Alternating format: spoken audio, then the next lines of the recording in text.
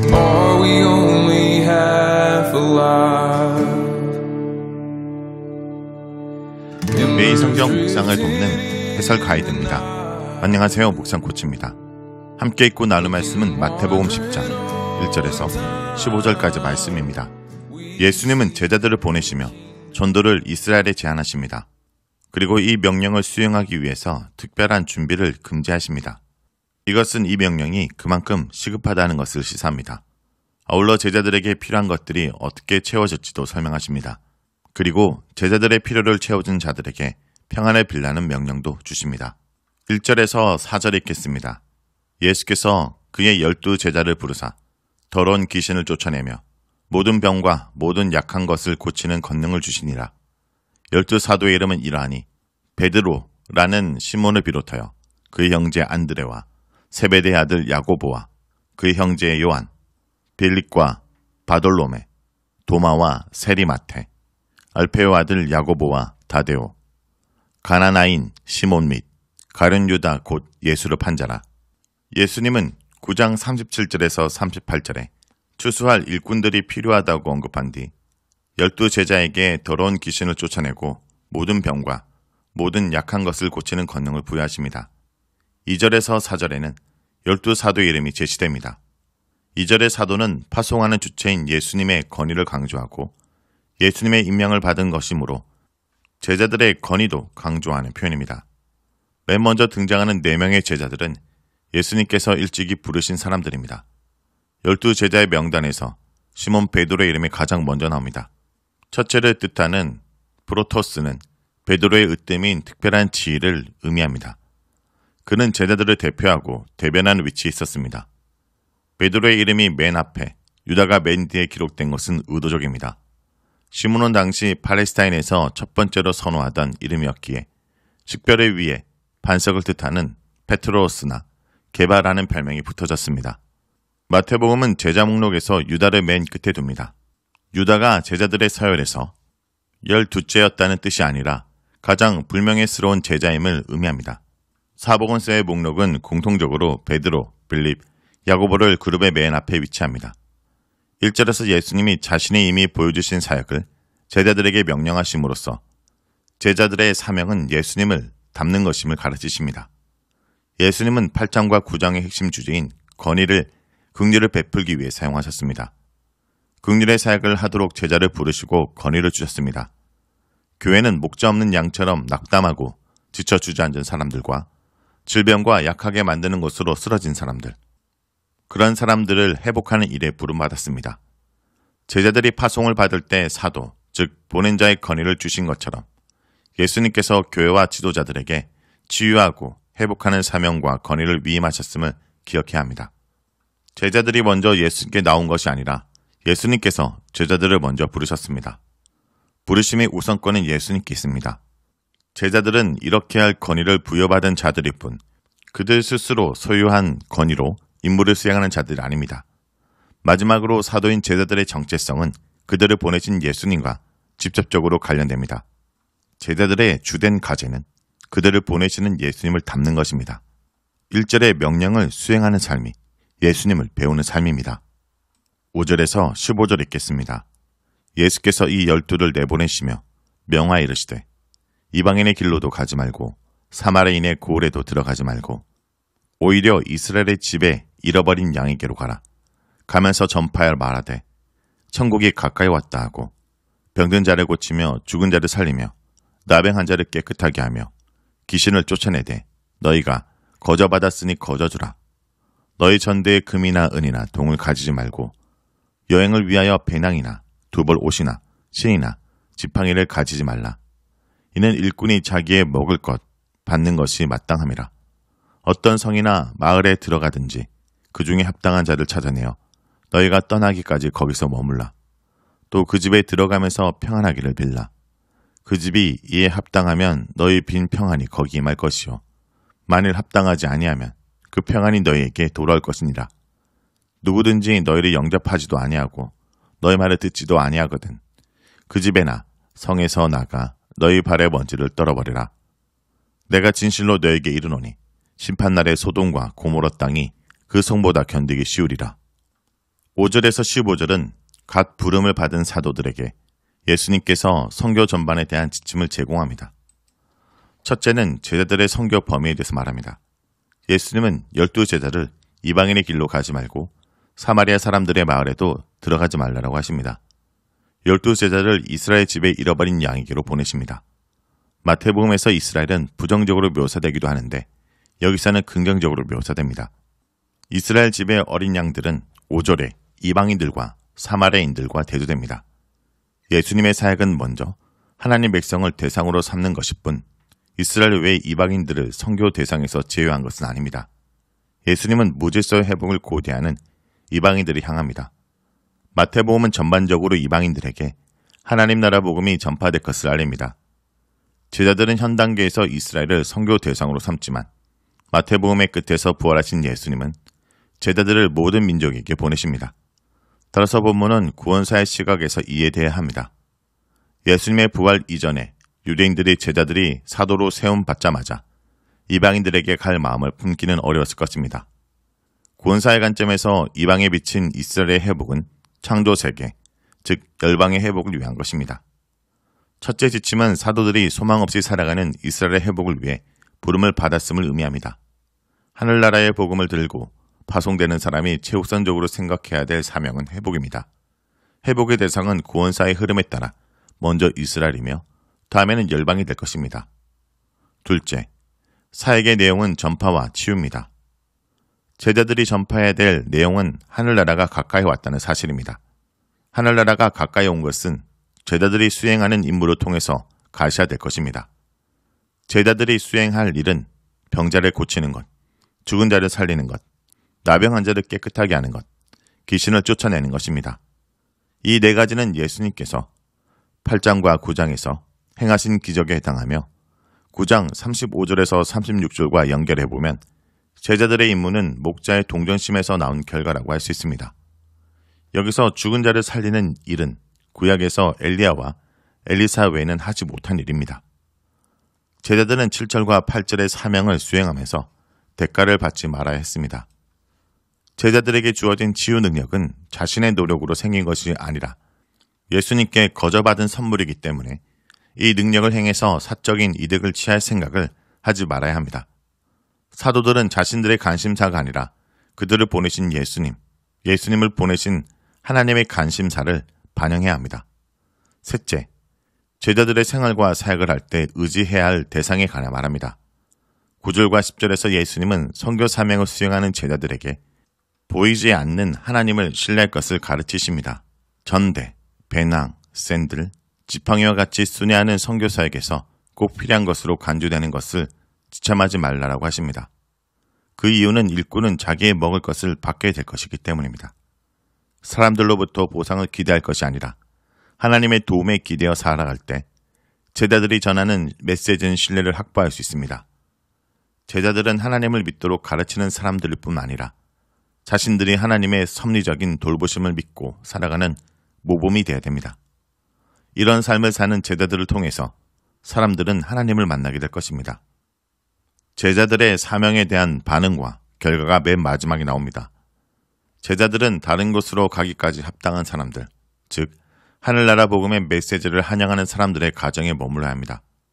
제자들은 호의적으로 대하는 가정이 아니라 하늘나라의 복음을 영접한 가정에 가야 하는데 이것은 가정들을 비교하여 더 잘 대해주는 곳에 묵어서는 안 된다는 뜻입니다. 제자는 합당한 자신의 집에 들어가서 평화를 빌어야 합니다. 평화를 비는 것은 예수 안에서 시작된 하늘나라 복음의 인사라고 할 수 있습니다. 특히 하나님이 시작하시는 미래는 평화 시대이며 하늘나라의 평화는 갱신과 회복을 위해 부름받은 제자들을 통해서 전해집니다. 만일 그 사람의 집이 합당하면 제자들이 빈 평안이 반응한 그들에게 선물로 가게 되고 그렇지 않으면 제자들에게 돌아옵니다. 13절의 내용은 이사야 55장 11절과 유사합니다. 14절과 15절은 부정적 반응에 대해 제자들이 보여야 될 자세에 대해서 말합니다. 제자들은 복음에는 항상 영접과 거절이라는 두 가지 반응이 있다는 사실을 인식해야 합니다. 제자들은 배척하는 사람들이 생긴다고 해서 좌절할 필요가 없습니다. 제자들이 전한 평안은 사라지지 않고 자신들에게 그대로 돌아올 것이기 때문입니다. 또한 사람들의 반대와 배척은 제자들에게 책임이 있다는 뜻이 아니기 때문입니다. 예수님의 파송을 받은 인생은 경제적으로 어렵고 사회적으로 소외되는 것처럼 보여도 결국 그것을 실패한 인생이라고 부를 수 없습니다. 자, 여기까지가 마태복음 10장 1절에서 15절까지 말씀입니다. 오늘 말씀을 통해 우리는 무엇을 묵상하고 적용해야 할까요?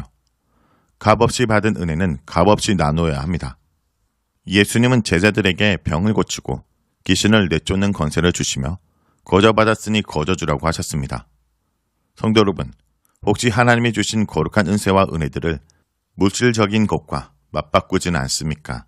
오늘도 값없이 받은 은혜가 그 무엇보다 값비싸는 것을 깨닫고 우리 또한 그 은혜를 받은 자에 합당하게 값없이 나눠주는 죄의 백성들이 되길 간절히 기도드립니다. Embers drifting in the night.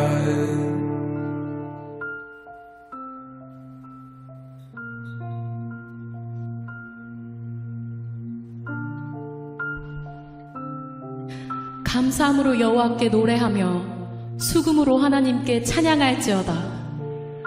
그가 구름으로 하늘을 덮으시며 땅을 위하여 비를 준비하시며 산에 풀이 자라게 하시며 들짐승과 우는 까마귀 새끼에게 먹을 것을 주시는도다.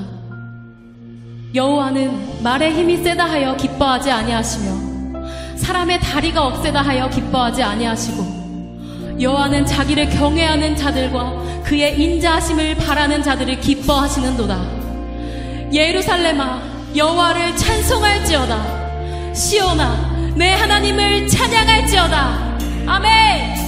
아멘. 아멘.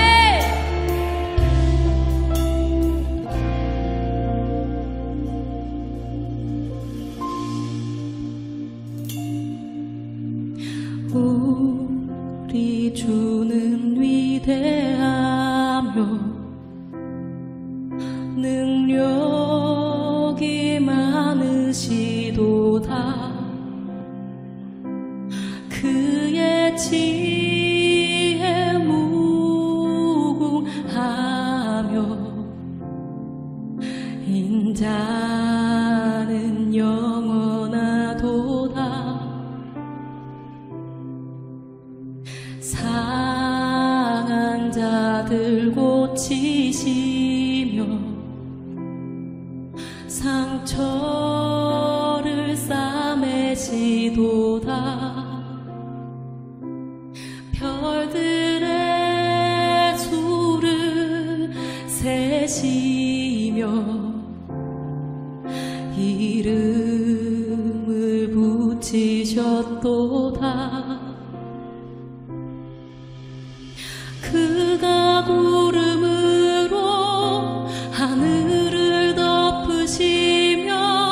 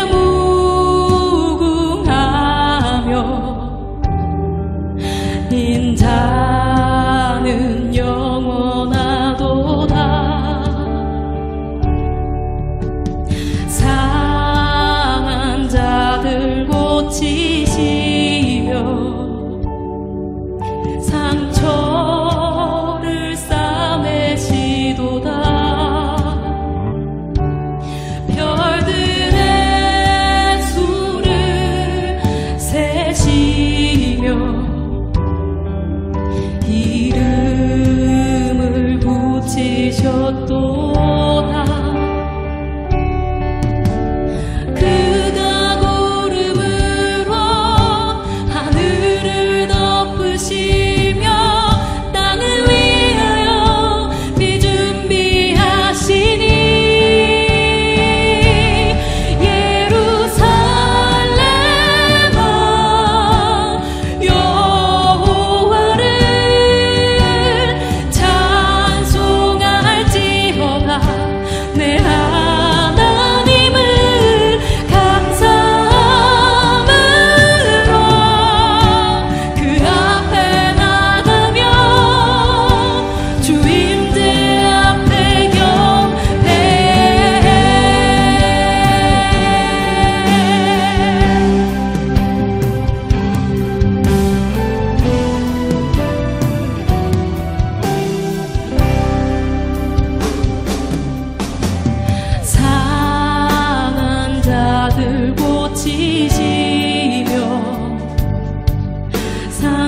상처를 싸매시도다.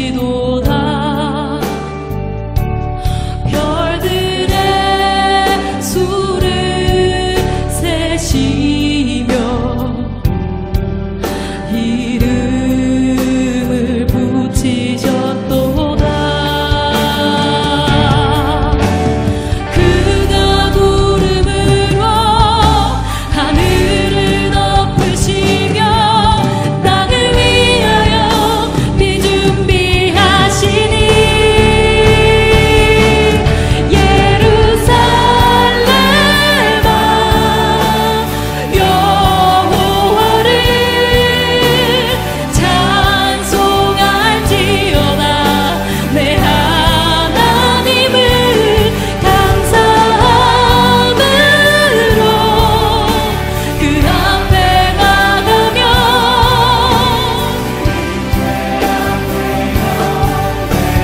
예루살렘아 예루살렘아 여호와를 찬송할지어다. 내 하나님을 감사함으로 그 앞에 나가며 주임제 앞에 경배해.